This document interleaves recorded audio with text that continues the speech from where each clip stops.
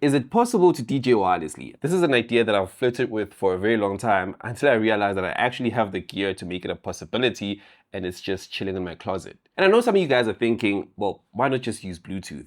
I wish it was that easy, but it's not. So for DJing, we need split-second timing. This means that zero latency, and Bluetooth has a lot of latency. Without getting too deep into it, what this means is that when you press play, there's a delay between the time the audio actually plays and when you can hear it on the Bluetooth device. So if you're just listening to music on your DJ headphones, it's fine, but if you're DJing, then it's not an option. So in this video, I'm going to break down that setup and it is very interesting, well, at least to me. So obviously we're gonna need a controller and I already have it in front of me, but it needs to be very, very special. So pretty much every controller needs to be plugged in for power, but we do have a few special ones that don't require that. And then number two, it also needs to be standalone. So that means that you're not connecting it via USB cable to your laptop. Again, no cables. So for this, I went for the Numark Mixstream Pro Go. I have a dedicated video on this controller and I'll link it down below. There are other options, but it's only two and they're both more expensive than this one. The first one is the Alpha Theta Omnis Duo. It's pretty much the same setup, but it runs Rekordbox and the build quality is better. And that's not to say that the build quality of this one is bad. It's just that the Alpha Theta one is better. That's all that means.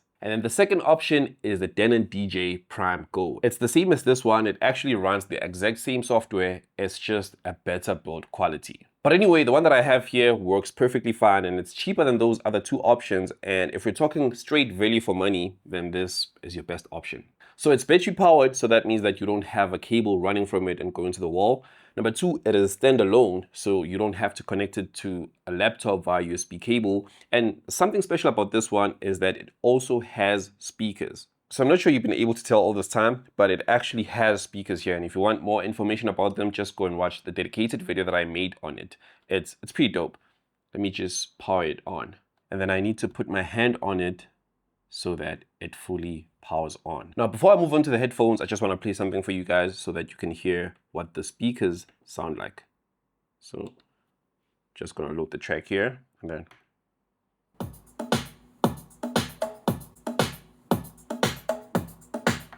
They're actually very, very solid. And then now we're gonna move on to the headphones. Same thing applies. So they obviously need to be battery powered and they need to be able to receive sound wirelessly and without Bluetooth. Introducing the III TMA2s. So these headphones are wireless, but they don't use Bluetooth. So before I tell you about these headphones, I want to tell you something interesting about hearing aids. So any company that makes hearing aids has to meet a requirement that is 10 milliseconds. So every hearing aid that they produce has to have a latency of 10 milliseconds or less. Now, the reason for that is that human beings cannot register a latency of 10 milliseconds or lower. Actually, for most human beings, it's actually 20 milliseconds. And these headphones are able to give you a latency of 9.5 milliseconds. So from your point of view, there's actually no latency whatsoever. And when you buy these headphones, you also get this transmitter, the X03 transmitter. And this is the reason for such low latency. And you press this button here to switch it on. So if I press and hold, this light should start blinking. And then the headphones, you press and hold this button, and then this light should start blinking as well. And then now that it's a solid color and it's not blinking, it means that they're both connected. And then from there, you take this cable. So on this side, it's this bigger DJ style headphone thing. And then on this side, it's small. It's a 3.5 millimeter. And then you connect this to the X03 transmitter. And then from there, you connect it to the audio jack on your DJ controller, and just like that, you have wireless headphones that are not using Bluetooth and they're just as fast as wired headphones. And then to give you a demo that they actually do work, I'm gonna activate the headphones here and then turn this all the way down and press play. And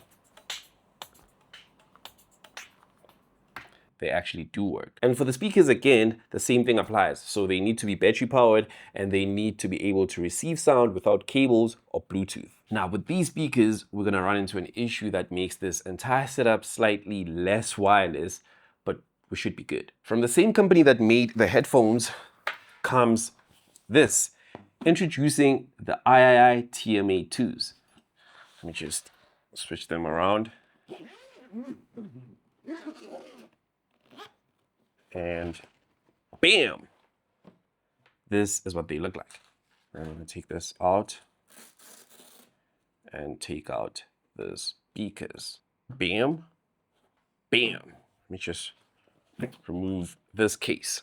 These are the III Unit 4s, and they work almost exactly the same as the headphones. It's from the same company. It's almost exactly the same kind of technology. So these speakers have a 4-inch woofer, and you can actually remove this griddle here. Let me remove it on both. Bam.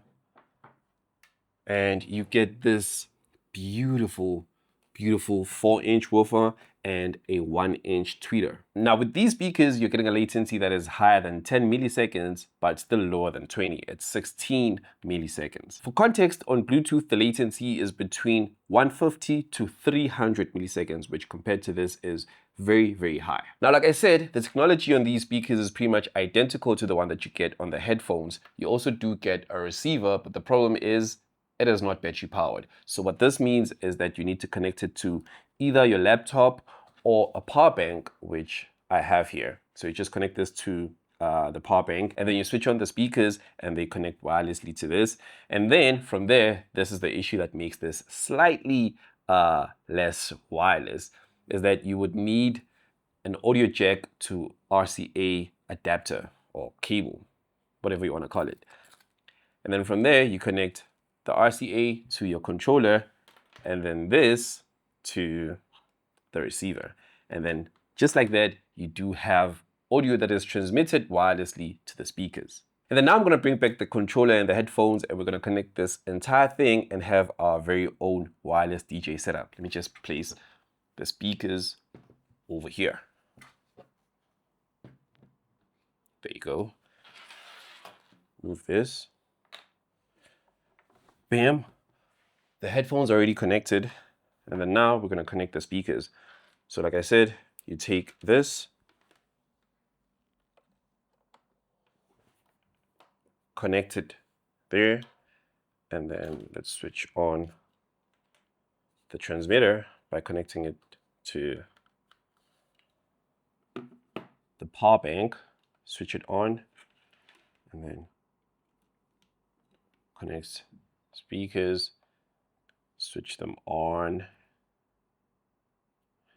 Oh, by the way, when you switch them on,